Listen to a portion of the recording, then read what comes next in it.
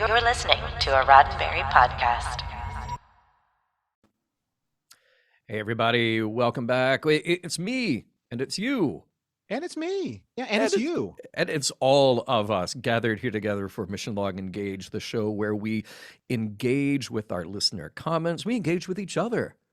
And then we get those thoughts out there to the world. So, oh, by the way, I'm John Champion. And I'm Norman Lau, just in case you didn't know. And we pushed Michael Che and Yost over Colin to the Yost, side. yeah. Colin Yost to the side, and we're taking over the news. Yeah, exactly. Well, and Colin is busy with Scarlett Johansson, which is something that I am not. So, and so I have Michael Che for that matter. So. Yeah, so I have all this free time. This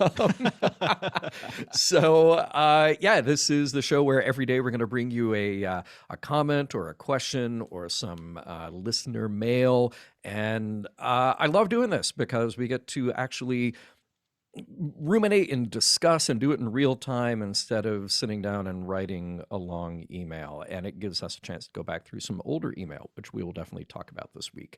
So, hey, top of this week, Norman, I love this. It's an email from Dustin about our favorite lounge singer, Vic Fontaine. Do you want to do the honors?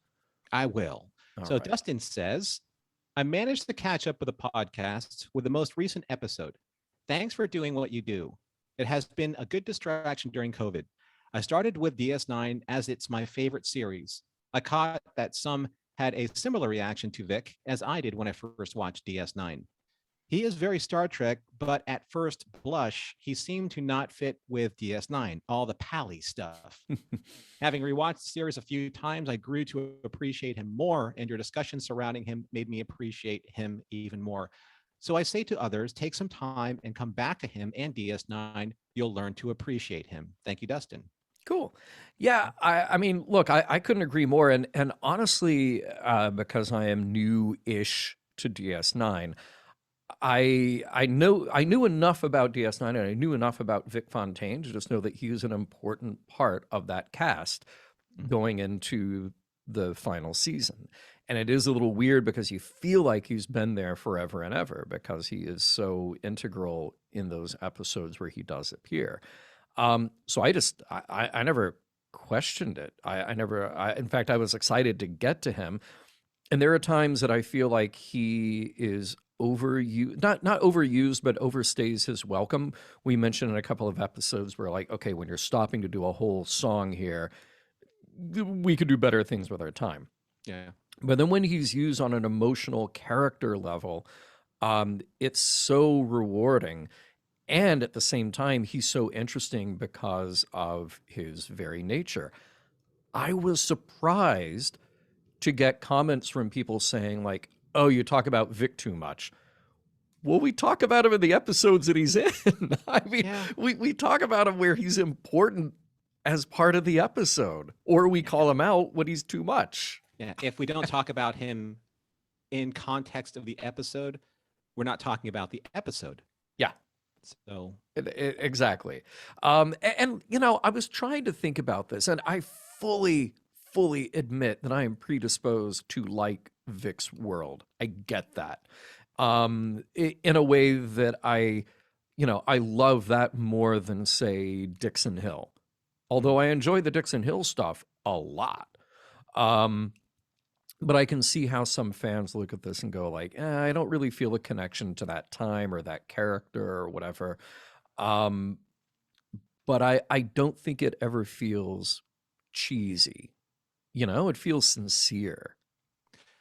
Yeah, and it's an interesting argument to be made that, like you said, you bring up Dixon Hill, and you know he's a gumshoe detective from like the 1940s, and people can connect with that, but not connect with a 1962 lounge singer, which came closer to someone's timeline than Dixon Hill did. So yeah, talk amongst yourselves. That mileage may vary, but the thing with Vic is that he's used for a narrative purpose. He's not there just for set decoration or for just a throwaway vehicle of a character. He's there for very specific reasons.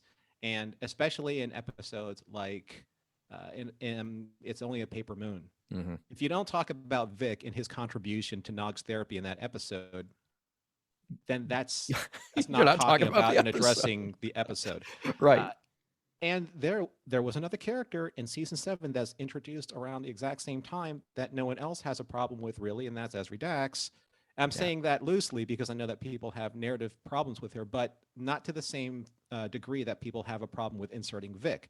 Yeah. Now, is it because he's a hologram? Well, that can be another debatable point because holograms have been known to be very specific, very integral characters to certain series. Well, that's the thing. When we get to Voyager, will people complain we're talking about the Doctor too much? Well, the Doctor is not only important to the narrative, the Doctor also raises these very interesting questions about our relationship to technology and the nature of consciousness, sentience, and our emotional connection.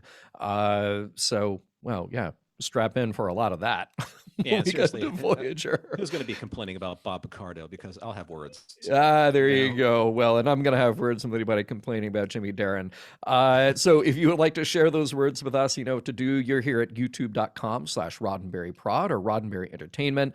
Click on the playlist for Mission Log Engaged, like it, and make sure you get the notifications and all that stuff. Send us your comments, missionlog@roddenberry.com. Find us on Facebook and Twitter @MissionLogPod. And remember, we may engage with your comments on the air.